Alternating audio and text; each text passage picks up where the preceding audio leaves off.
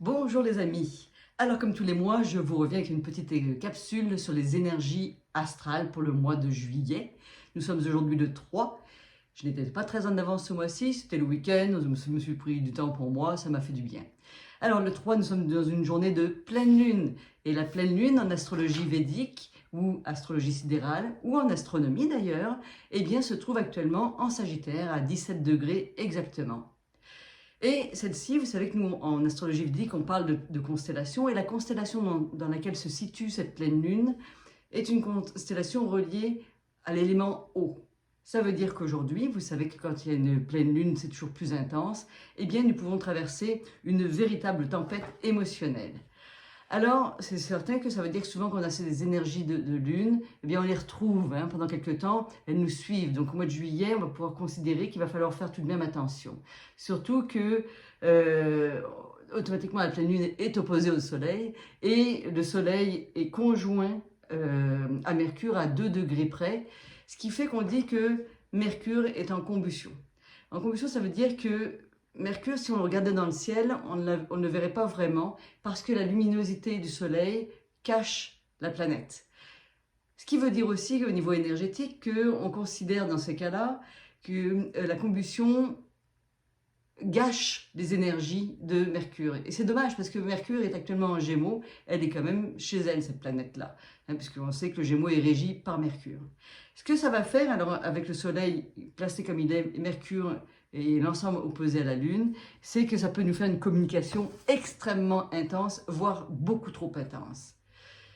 Tel que je l'ai écrit dans mon infolette, pour ceux qui me suivent par mon infolette, il va falloir faire beaucoup plus attention que d'habitude à l'agressivité, à la violence verbale, en tout cas à tout ce qui peut être presque du bas astral, comme je dirais. La notion qu'il faut avoir et développer pour cette pleine lune-là, c'est d'avoir du respect, de prendre le temps de prendre du recul, de ne pas se lancer comme des fous dans des choses comme ça, parce que on pourrait se faire vite des inimitiés.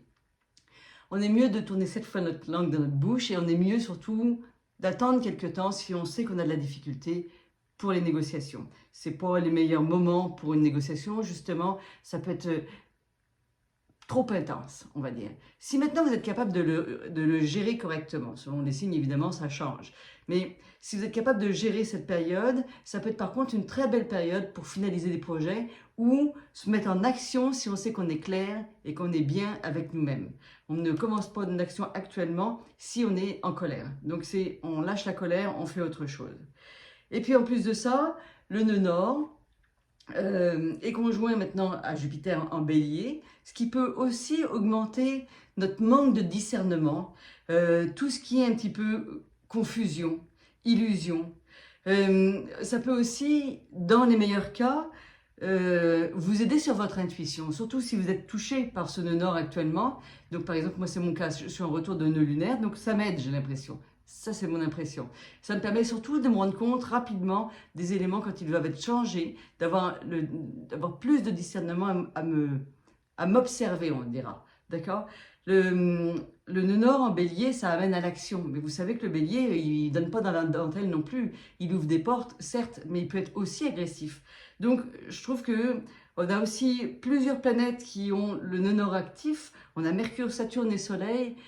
Ça peut donner des choses très belliqueuses.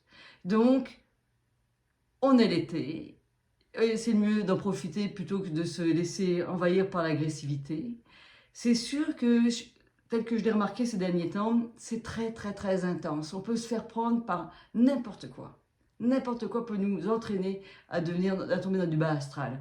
Si vous côtoyez des gens qui sont en colère, si vous côtoyez des gens qui sont en difficulté, prenez du recul, prenez de la distance ou faites quelque chose pour changer cette situation pour eux. Aidez-les, donnez-leur un petit mot gentil, quelque chose qui puisse les aider à sortir de cette énergie.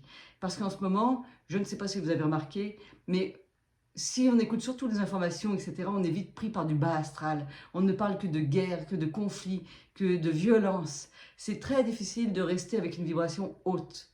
Donc, je vous conseille de passer par la méditation. Je vous conseille d'avoir du discernement, d'avoir le discernement, de prendre du recul. Maintenant, je vous dis, si vous êtes centré, votre intuition, ça va être au top du top du top. Parce que quand je vous parle de la Lune qui est touchée par une énergie assez haut, mais l'eau, c'est surtout pour la Lune, c'est l'intuition, c'est les perceptions extrasensorielles. Donc, plus vous élevez votre vibration en faisant du beau, du bon, du bien pour les autres, pour votre entourage, plus vous allez vous relier à la nature, plus vous allez, par exemple, vous mettre près d'un cours d'eau, à la limite, les pieds dans l'eau, pour éliminer ces excès d'émotions, plus il est probable que vous ayez des cadeaux divins durant ce mois-ci. Maintenant, si vous voyez que les choses ne se passent pas très bien, ben, peut-être que vous n'êtes plus sur la bonne vibration. Alors, il faudra vraiment changer ça. Avoir le discernement de vous dire, je ne reste pas là-dedans, je sors de ça pour donner une plus belle version de moi-même. Et moi, personnellement, mon secret pour y arriver, en termes généraux, quand je vois que je bougonne, c'est que je ne dois plus être au bon endroit. Et en ce moment, moi, ce qui me fait bougonner, c'est la météo. Donc, j'ai compris qu'à chaque fois que je m'arrête sur la météo, je tombe dans du bas astral. Donc, maintenant, je m'en moque. Et puis, ce que j'ai remarqué, c'est peut-être que c'est un hasard, mais lorsque j'apprécie et que je suis en gratitude face à tout ce que je vois, parce que vous êtes d'accord que moi je peux rien y faire à la météo, ça ne changera rien que je chiale ou que je chiale pas, mais à chaque fois que je change cette attitude-là, eh bien j'ai l'impression que le soleil revient. Peut-être qu'il revient uniquement dans mon cœur, mais j'ai cette sensation qu'il revient. Donc c'est un petit peu la même chose pour tout le monde actuellement, d'accord? Donc vous ne pouvez rien faire pour la météo. Donc faites au moins quelque chose pour vous qui vous rend heureux et qui vous donne du soleil dans votre cœur. C'est la meilleure solution. À partir du moment où vous changez votre vibration, vous n'avez plus qu'à faire des demandes. Je vous assure qu'en ce moment, il y a une capacité à manifester. Je n'ai pas trop compris pourquoi, mais c'est super facile de manifester. Donc, ce que je vous souhaite pour ce mois-ci, c'est d'arriver à manifester du bon, du beau, du grand pour vous-même, de l'amour pour vous et pour vos proches. Soyez généreux dans vos paroles, soyez gentils, soyez tolérants. Regardez les choses avec recul. Essayez d'envoyer de l'amour même là où c'est pas beau. Ça redeviendra beau. Sur ce, comme je vous l'ai écrit, je ne serai pas là je ne ferai pas de capsule cet été, à moins que d'un coup, j'ai une révélation à vous faire, mais ça m'étonnerait, enfin on verra bien, hein, on va pas prévoir comme ça. Je vous souhaite donc un très bel été, je vous revois à la rentrée, et j'attends vos commentaires comme d'habitude, j'apprécie. À bientôt.